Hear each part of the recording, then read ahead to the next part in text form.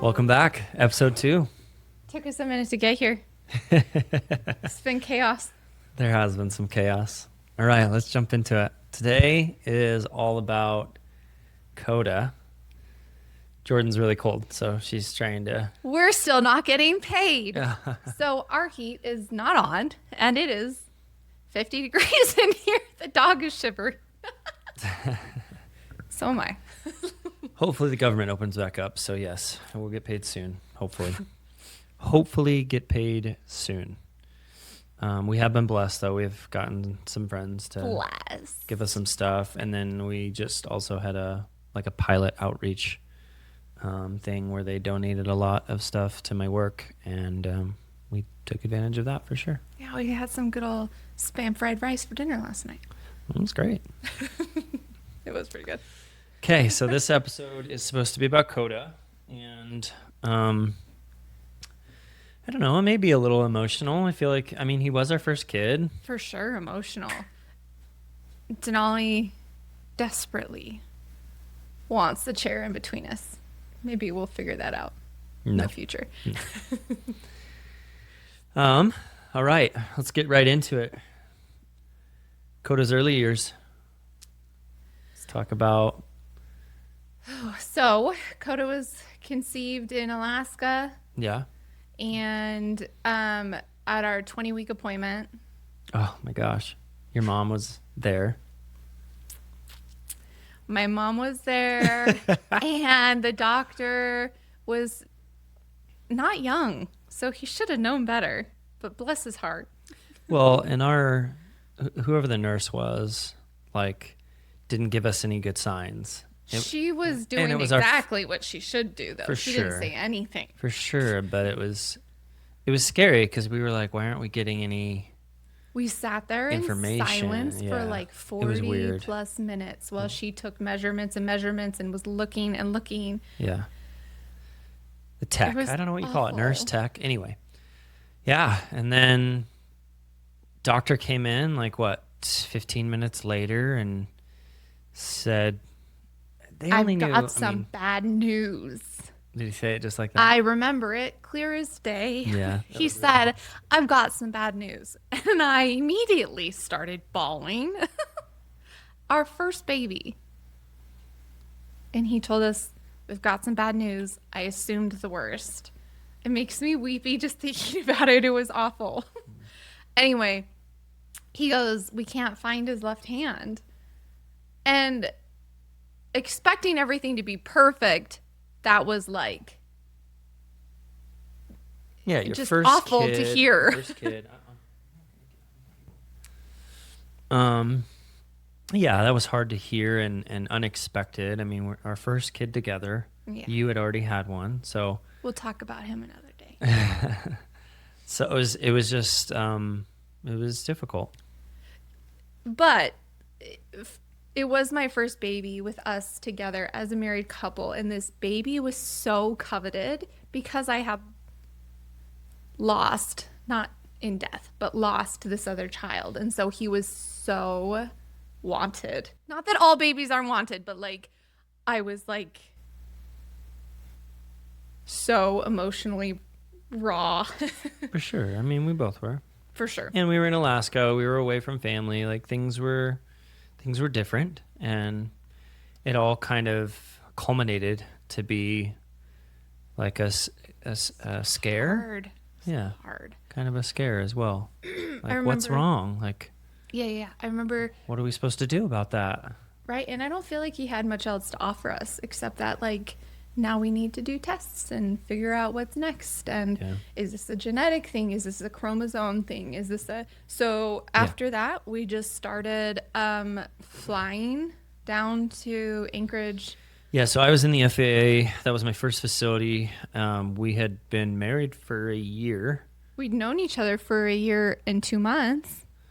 And so luckily the FAA had some help for us, and it was not with the FAA. It was a separate program that no, we for found. sure. But I just meant I was able to do things that probably most jobs would have a hard time just letting you go do. So like, yeah, we found a flight. I think it was Angel Flight, was it not?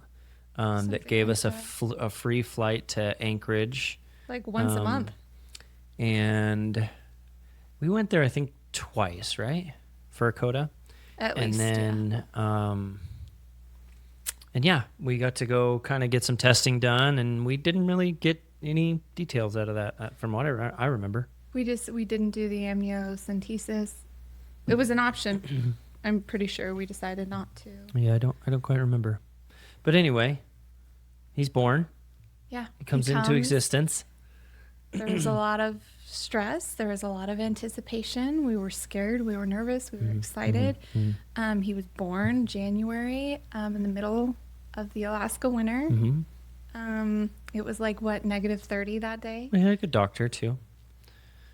Well, I had wanted to deliver naturally, as I always did. Of course. Of course. And we had to switch from a midwife, a male midwife. He was rad. To just a typical OB, and she was great too. Ended up in a C-section because the little Alaska hospital would not let us do a VBAC. Yeah, I think they just didn't want to wait it out, and so they were kind of pressuring us to just It was a mess. do it. It was a mess. But yeah, we tried a VBAC for all of them. But yeah, Koda came. I remember being in the hospital with him and feeling like this is crazy. Like my first kid, I remember sleeping and letting you sleep, and then Koda was on my chest and getting some, what do you call that? Skin to skin. And that was beautiful. I remember that. I remember laying on the table. He's out of me, and they're starting to, clean out and close me up. And I remember looking over, and like, yes, I saw his lack of a left hand from here up, but then I saw his hair. And I was like, where the fuck did that come from? Who did this? He had flaming red, curly red hair, and I was like, what? Did he have a lot of hair when he was born? I felt like he was kind of bald. He was a very bald baby, but like when he was born, it was curly and red. It was all gone very quickly. Big, round, bald head. But at birth, red and curly. Wild. Anyway, cute kid. Cute beginnings. Yeah. I remember immediately, literally the day he was born, he would not sleep. It was... Yeah, that was rough. There was very little moments of rest. I remember that one time in the hospital, and that's like the only time. Every other time he had to be jolted. Strong, deep, Yeah. heavy sensory input Strapped. to feel calm. Yeah. Yeah. We double swaddled him. You put him in the car seat and you stood up and you were swinging him.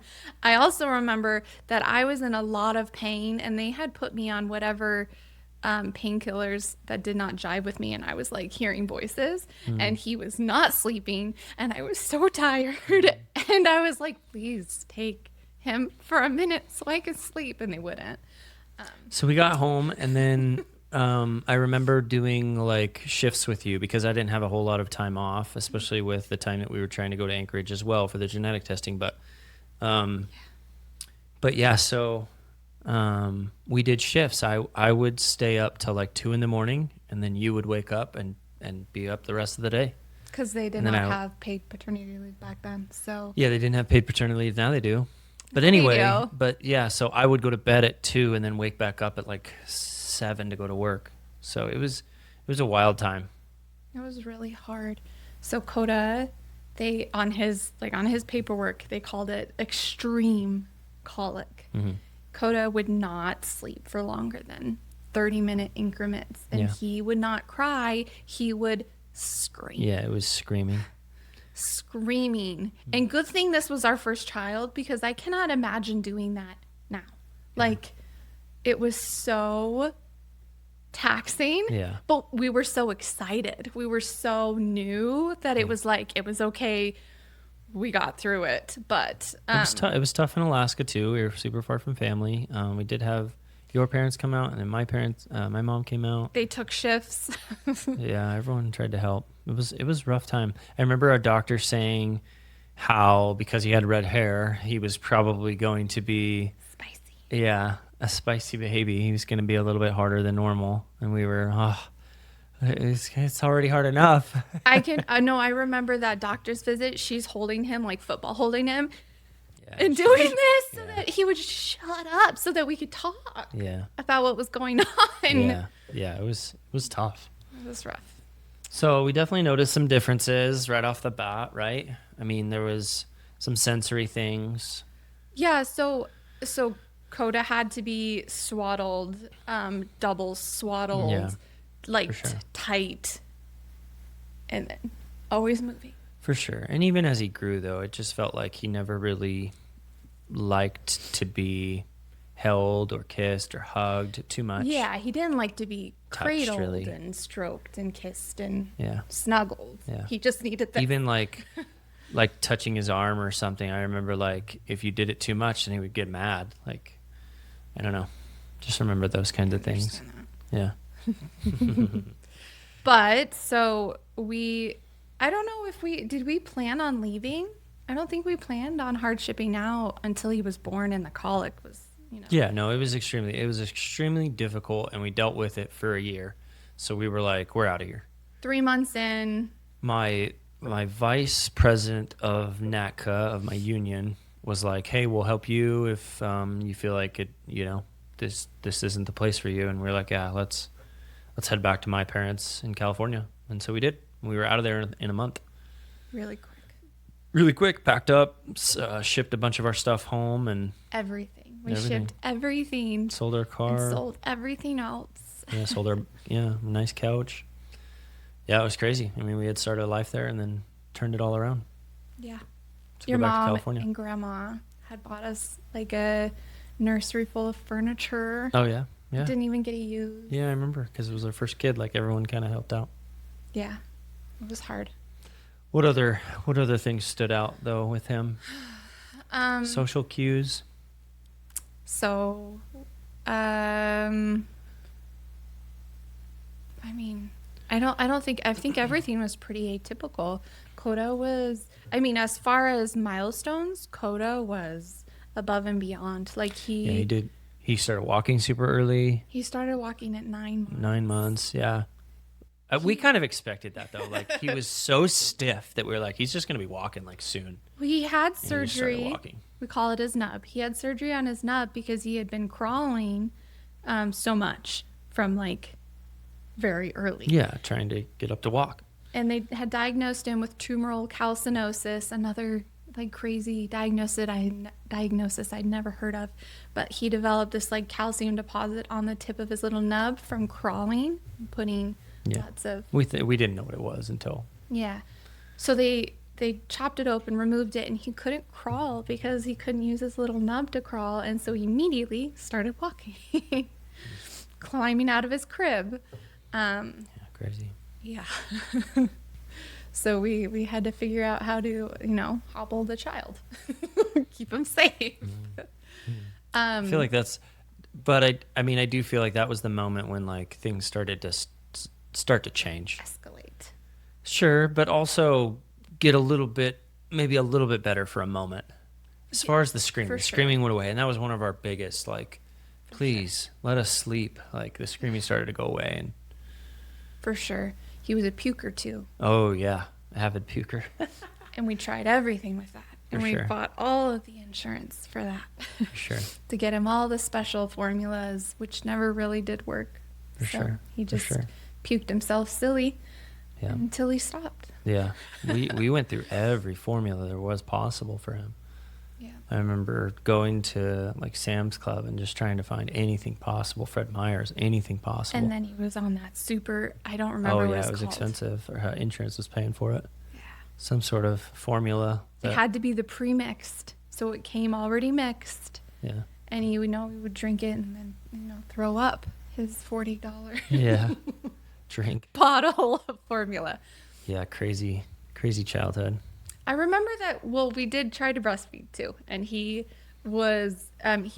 did great, and then he was like not into it. I don't know if it was the closeness, I don't know if it was whatever, but he wouldn't breastfeed. So that wasn't a thing either. He lived in a helmet. Do you remember that? I don't remember that. So year 1, year 2, we're living with Sky's parents, and he lived in a helmet. Because he was so active so early, but like not stable. So the kid, I would keep him in a very small bike helmet, because he was always diving headfirst into everything. Yeah, I remember he dived into my mom's chest. Remember? Yeah, in the little. He had a huge bump on his forehead. Oh my gosh, yeah. So he lived in a helmet, keep him safe, protect his little frontal lobe. Yeah, from any more damage. Super smart though. Just milestones were on track or ahead. I think he was speaking pretty. Yeah, very early. Yep. He was quick with everything, walking, speaking, and then we started preschool, and We did. We moved to Utah. Yeah. Started preschool, and he was just, all teachers agreed. He was a genius. He was super smart. They felt like he had a photographic memory. Yeah. Which, I don't know if he still has it, but he definitely is smart in that way. He'll like study things and remember them. When he cases a place, Yeah. he remembers. Yeah. So he for sure does. But I also have a kind of a memory like that too. Like I think he remembers driving places. Like it's very similar to mine in that regard. I don't have a photographic Selective. memory, but You have a selective memory.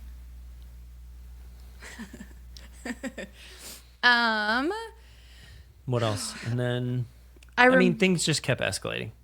Getting potty harder. training was Never worked. never worked. That was not a milestone that we met. And actually, that's only been achieved recently. He pooped on his own, but it was the peeing that He pooped still stayed until everywhere. just this last year. There was 9 years old. poops everywhere, in the toys, hidden, all over. Sure, but I'm just saying, like that when we finally got through, like that was the thing he could do in the potty. It's just peeing. Yeah, for sure. For sure. I think one very specific thing that is very, what's the word?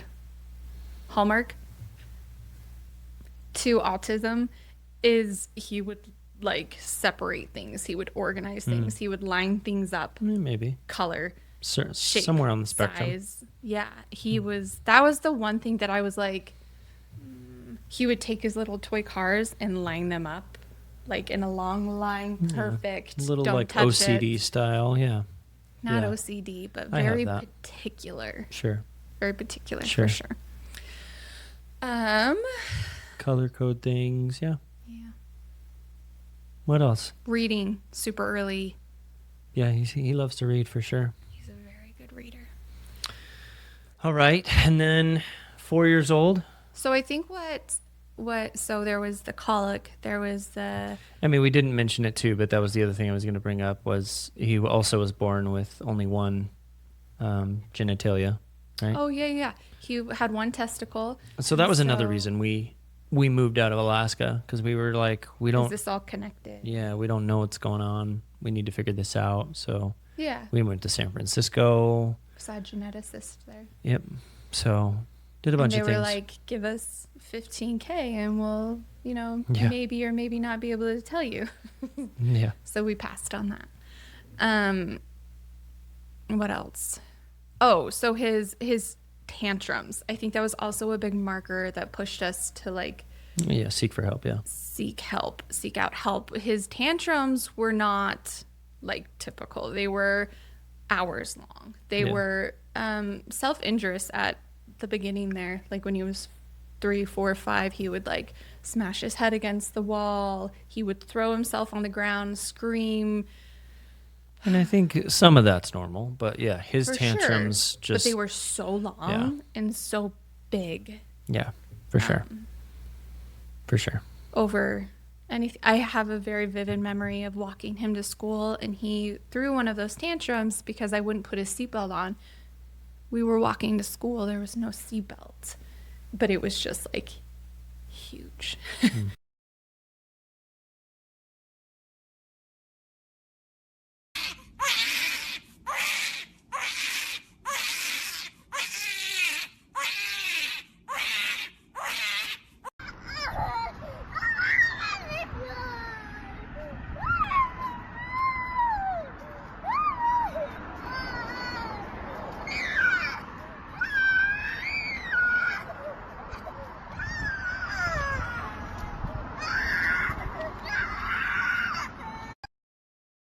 He pursues whatever it is he feels is right, and that if he's in love with Cassie, he tells her, because he would Jesus Christ. to end in nothing. Yeah, do you think he goes back to her, and then and what if? You love even what? said, what if she's just not into you? I mean, she's broken up with you once. What? Do you go back? Yeah. They were explosive. And it would stop like that. There was nothing that we could do to help soothe him or calm him. And by this time we had Riven too. So Riven was also in the picture, and we'll get to him in another episode. I think we're going to do him and Kenai next, but part of our like discovery process to figure out what was wrong or what was going on with him, not wrong, is just the tantrums were explosive. He started to be manipulative, so in manipulative, transactional, yeah, like he wasn't attached. Yeah. Right? He didn't Yeah. build like relationships like our other two children do. It didn't feel like he needed us, right? Like emotionally. never. Yeah. So the first doctors that we sought out were for his climbing the walls and like inability to sit still or hold still Or sleep. or sleep. Man, he would sleep for like 3 hours and then he was up the rest of the night. Always. Yeah. Always. That was so hard. He would be running the house. Yep. So Yeah. So we went and we saw a doctor here in Utah. He was awesome. He tried I mean, he knew right off the bat. he was like he's for sure ADD Well, he and said, ADHD. he just told us, he said, look, like this isn't normal. I want you guys to know that. Like, typical. and so that was like, thank you. Like finally some Very reassurance. validating. Yeah. Yes, for sure. Because, I mean, as we will have experienced throughout the whole journey, there's plenty of people out there who are going to say, like, I don't see it. There's nothing there. Yeah, he's high functional. So you don't see it until you get to know him. And when you get to know him, then it's like, oh, okay. I get it now. Don't say that to people. It's so invalidating. It makes you feel nuts when someone's like, what are you talking about? And you're yeah. like, Yeah. well, I haven't slept in 4 years. So, I mean, there's that. Yeah. Yeah. For sure. Yeah. So So we got started, him diagnosed. diagnosed with ADD, ADHD. We were trying different Didn't medications. ODD, he also diagnosed him with ODD, didn't he? I think his very first diagnosis. So that doctor was just taking care of ADD, ADHD, and his inability to sleep. And then he referred us to someone who did all of the psych testing. They did the full testing, and then was it the same day or was it not the same day? It was not the same day, obviously. I came back in. I was alone. You weren't there. You were at work. And they gave us all the diagnoses, and it was ODD, it was ADD, it was ADHD, it was autism. Autism being like the focus. And I remember hearing that and being like, that hadn't been on my radar. I don't know why, especially with a lot of those like lining up the cars, and I just didn't. It wasn't on my radar, so I heard that, and I was really sad because I didn't know what does that mean. Is autism different than Down syndrome? What is autism? Yeah, sure. What does this mean? Is he ever gonna live alone? Okay, the turning point therapy suggestions? I mean, we can do our best here to try and give you a timeline, but it was nonstop. Yeah. And it's been nonstop. So It was good. It was finally, we were finally getting answers. for sure, there was a label which helped us research Which and know more. And Yeah, and then finally start to dive into, well, what can we do for that? Medication. And we tried everything. therapy and schools and And just like every kid, he didn't really eat well. What else? I mean, there was other things. wasn't making friends. He didn't make really good friends. Yeah, no. Everything was transactional. He was still explosive in school. We started stealing. Oh, yeah, stealing became really bad. We had to start like locking our fridges, locking our pantry, which feels icky. We It didn't feels icky, we didn't do but- that. We didn't do that in West Jordan though. We didn't lock anything up yet. Yet. So COVID happened, right? Yeah. We sold our house. We Had our last baby. packed up and moved to New Hampshire. And then we started to notice some other things, right? He brought a knife to school. So we don't keep weapons in our home. We knew that Yeah, that it was just a steak knife. Not yeah. So we don't. It was a steak knife. He took the steak knife. Yeah. And we didn't see any malintent. It was just, I think, Some kid had. well, he was getting bullied, right? There was some bullying happening. Yeah. And I think he just thought, oh, you know, again, this is me just thinking that this is how it went down, but I'm just going to say I have a knife. I don't think he ever had any intention of using it, which he never did. But he did get caught and He got suspended. suspended. Yeah, that was scary. That was hard. We also didn't get any help out there. I fought so hard for a IEP. Yeah. So we had therapy, we had doctors still, but we didn't have help in school, Yep. which was the hardest part because he really needed. Because it was so clear to me. Oh, it was clear to most people. He couldn't.